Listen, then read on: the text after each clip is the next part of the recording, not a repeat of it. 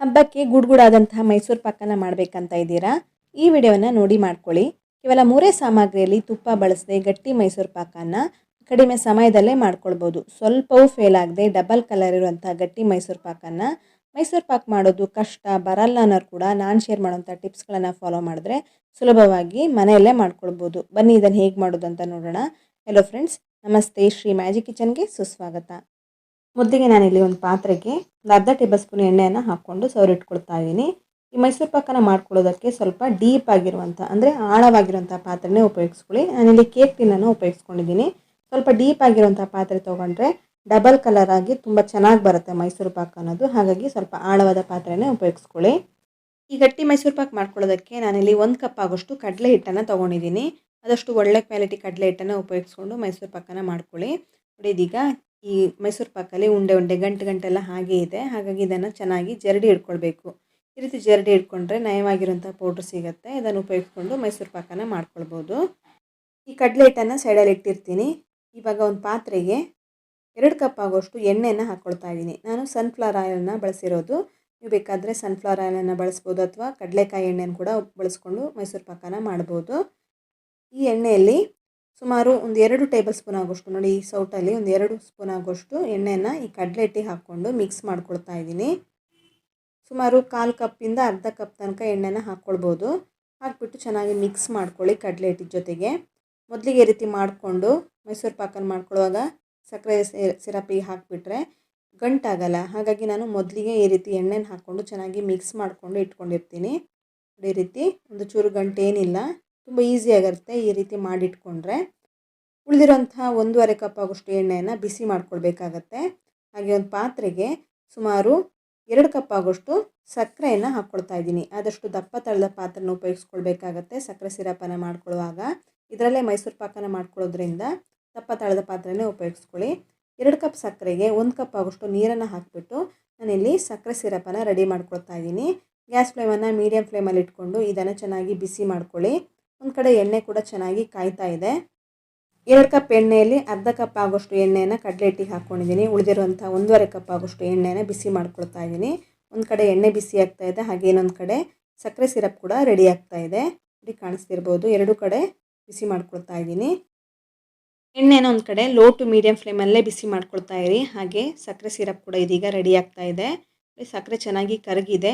ನಾನಿಲ್ಲಿ ಒಂದೆಳೆ ಪಾಕನ ಮಾಡ್ಕೊಳ್ತಾ ಇರೋದು.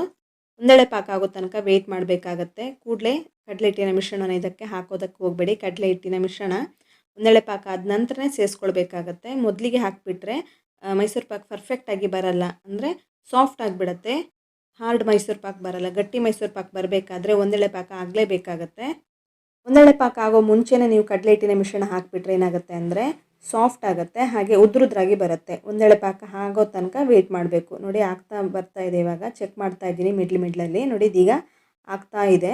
ಒಂದೆಳೆ ಪಾಕ ಕಾಣಿಸ್ತಿರ್ಬೋದು. ನೋಡಿ, ಈ ರೀತಿ ಆಗಬೇಕು. ಒಂದೆಳೆ ಪಾಕ ಆಗಬೇಕು, ಕಟ್ ಕೂಡ ಆಗಬಾರ್ದು ಒಂದೆಳೆ ಪಾಕದಲ್ಲಿ.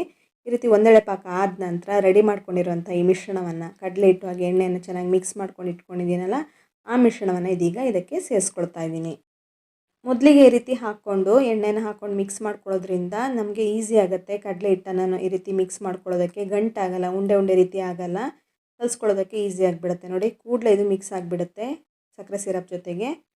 ನೋಡಿ, ಒಂದು ಚೂರು ಗಂಟೆ ಏನಿಲ್ಲ.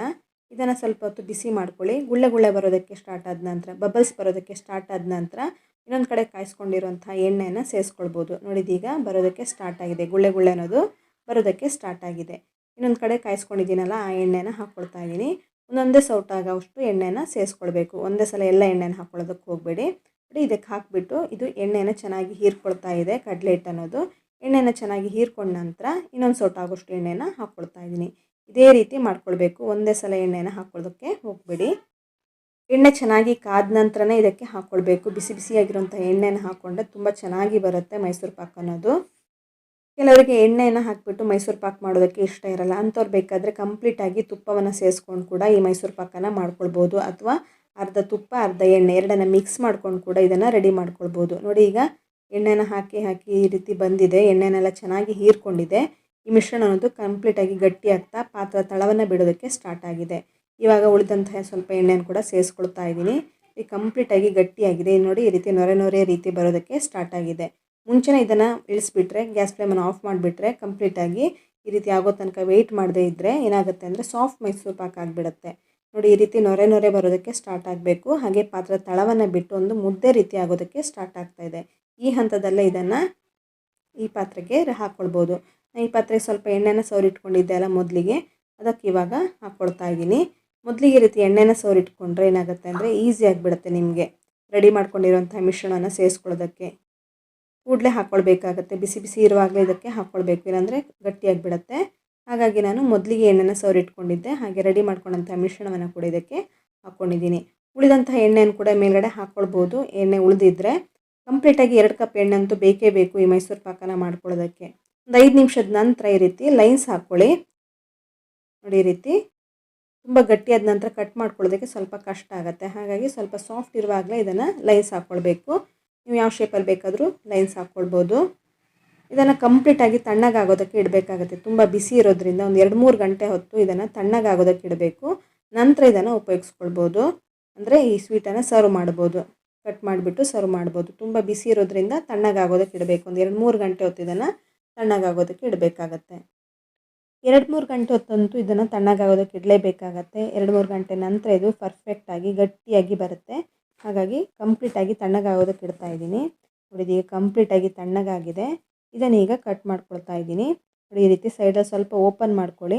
ಇದನ್ನು ತೆಗಿಯೋದಕ್ಕೆ ಕಷ್ಟ ಆದರೆ, ಉಲ್ಟಾ ಹಾಕಿದ ನಂತರ ಇದನ್ನು ತೆಗಿಯೋದಕ್ಕೆ ಕಷ್ಟ ಆದರೆ ಸ್ವಲ್ಪ ಪಾತ್ರನ ಬಿಸಿ ಮಾಡಿಕೊಂಡ್ರೆ ಕ್ಲೀನಾಗಿ ಇಳ್ಕೊಂಡು ಬರುತ್ತೆ. ನೋಡಿದ ಈಗ ಕಂಪ್ಲೀಟಾಗಿ ತಣ್ಣಗಾಗಿದೆ.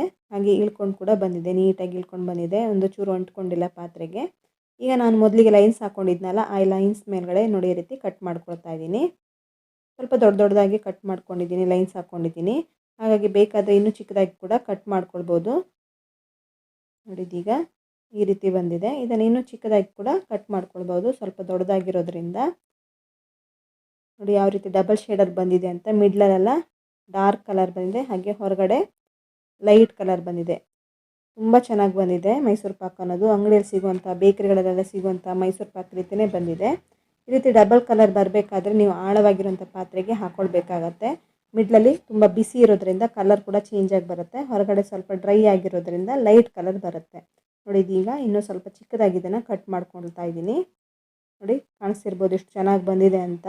ಗುಡ್ಗುಡಾಗಿದೆ. ನಿಮಗೆ ಬೇಕರಿಯಲ್ಲಿ ಸ್ವೀಟ್ ಅಂಗಡಿಗಳೆಲ್ಲ ಸಿಗುತ್ತಲ್ಲ, ಅದೇ ರೀತಿ ಮನೆಯಲ್ಲೇ ಮಾಡ್ಕೊಳ್ಬೋದು. ಹೆಚ್ಚು ಶ್ರಮ ಪಡಬೇಕಂತಲೂ ಏನಿಲ್ಲ.